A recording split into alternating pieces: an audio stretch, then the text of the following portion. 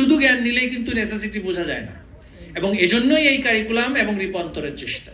শিক্ষাকে শুধুমাত্র অভিজাত মানসিকতা সৃষ্টির জন্য যদি একটা প্রক্রিয়া হিসেবে দেখি যে সবাই লেখাপড়া করে যে গাড়ি ঘোড়া চড়ে, সে গাড়ি ঘোড়া চড়াই কিন্তু সমাজের সকলের যদি লক্ষ্য হয়, সমাজের সকলের লক্ষ্য যদি হয় গাড়ি ঘোড়াই চড়া, তাহলে গাড়ি প্রস্তুত আর হবে না, ঘোড়ারও প্রতিপালন আর হবে না।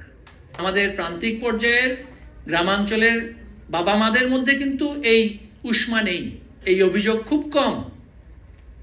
তার সন্তান ধান কাটার সময়টাতে তাকে সহযোগিতা করছে, সহযোগিতাকালীন অবস্থায় তার এই যে ধানের যে হিসাব মেজারমেন্ট সে যে শিখছে, সেটা তার বিদ্যালয়ের শিক্ষার সাথে সংযুক্ত হলেই কিন্তু সে অনেক খুশি হয়, কারণ তার প্রাত্যহিক জীবনের সাথে একটা সংযুক্তি থাকে। বিশ্বকবি রবীন্দ্রনাথ ঠাকুর তিনি কিন্তু প্রাতিষ্ঠানিক শিক্ষার মধ্যেই নিজেকে আবদ্ধ করে রাখলে হয়তোবা তার পক্ষে সাহিত্য নিয়ে যে চিন্তা, সঙ্গীত নিয়ে চিন্তা, কাব্য এবং এই যে তার বিশ্বকবি হয়ে ওঠা হয়তোবা সম্ভব হতো না।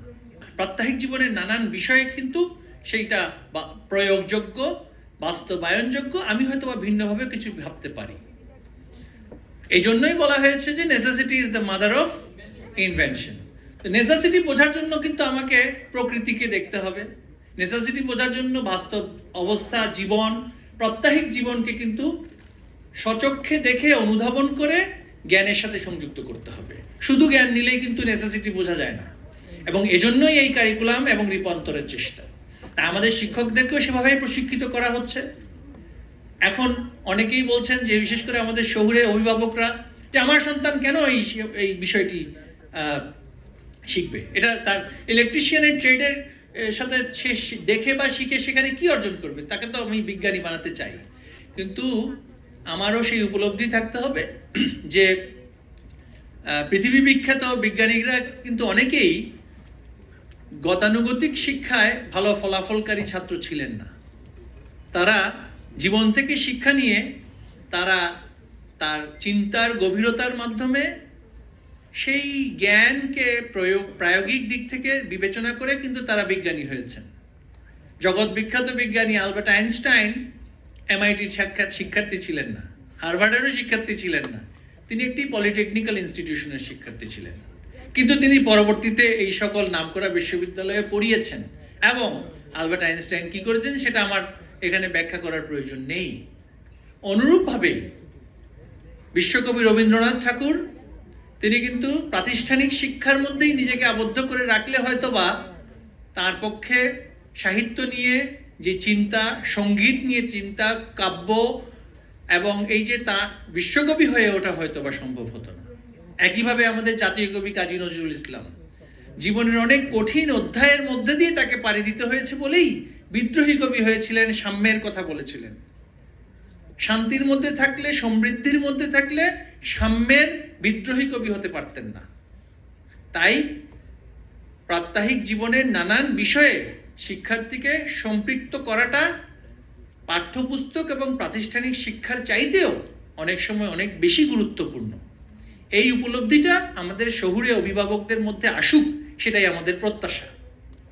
আমাদের প্রান্তিক পর্যায়ের গ্রামাঞ্চলের বাবা মাদের মধ্যে কিন্তু এই উষ্মা নেই, এই অভিযোগ খুব কম। তার সন্তান ধান কাটার সময়টাতে তাকে সহযোগিতা করছে, সহযোগিতাকালীন অবস্থায় তার এই যে ধানের যে হিসাব মেজারমেন্ট সে যে শিখছে, সেটা তার বিদ্যালয়ের শিক্ষার সাথে সংযুক্ত হলেই কিন্তু সে অনেক খুশি হয়, কারণ তার প্রাত্যহিক জীবনের সাথে একটা সংযুক্তি থাকে। কিন্তু সেটাকে যদি আমি একেবারে নেগেট করে দেই, সেটাকে যদি প্রত্যাখ্যান করি, শিক্ষাকে শুধুমাত্র অভিজাত মানসিকতা সৃষ্টির জন্য যদি একটা প্রক্রিয়া হিসেবে দেখি যে সবাই লেখাপড়া করে যে গাড়ি ঘোড়া চড়ে, সে গাড়ি ঘোড়া চড়াই কিন্তু সমাজের সকলের যদি লক্ষ্য হয়, সমাজের সকলের লক্ষ্য যদি হয় গাড়ি ঘোড়াই চড়া, তাহলে গাড়ি প্রস্তুত আর হবে না, ঘোড়ারও প্রতিপালন আর হবে না। সুতরাং আমাদের এভাবেই চিন্তা করতে হবে যে একটা হাসপাতাল, বাবা মা যদি শুধু শহুরে বাবা মা শুধু আমাকে ডাক্তারই বানাতে চায়, একজন হাসপাতালে কয়জন ডাক্তার থাকে আর কয়জন অন্যান্য পেশার মানুষ থাকে, সেইটাও কিন্তু শিক্ষা প্রক্রিয়ার জানার এবং শেখার একটা গুরুত্বপূর্ণ অংশ।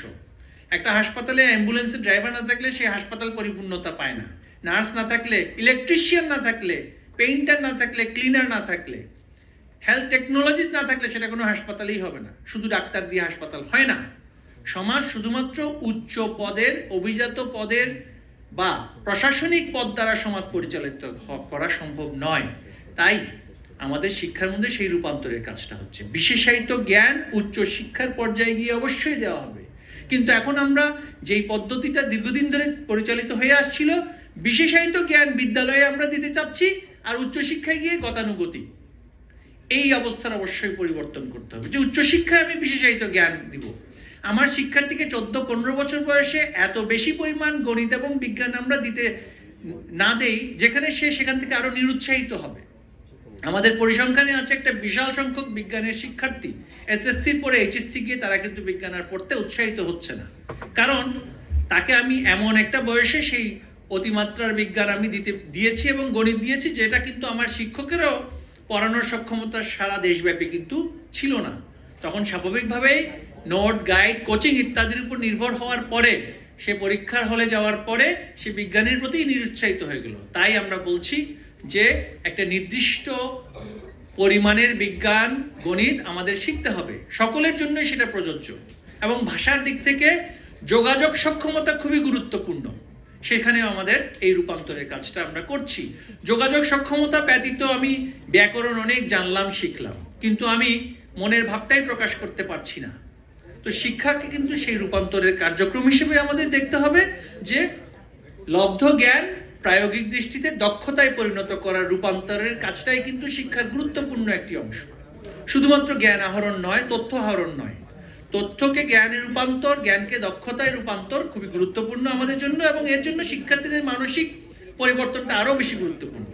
আজকে সে যা শিখছে ভবিষ্যতে হয়তো বা তার প্রয়োজনীয়তা নাও থাকতে পারে, কিন্তু মানসিকতাটা তাদের মধ্যে, আমাদের অভিভাবকদের মধ্যে এবং শিক্ষকদের মধ্যে আমরা বলবো তাকে এমন মানসিকতা দিবেন সে আজকে যা শিখছে সেই শিক্ষাটা অপ্রয়োজনীয় হয়ে যাবে, সেটাকে ভেবেই তাকে শিখতে হবে, এবং ভবিষ্যতে নতুন যা আসবে তাকে গ্রহণ করে সেই দক্ষতাকে অর্জন করার মানসিকতা তাকে অবশ্যই নিতে হবে।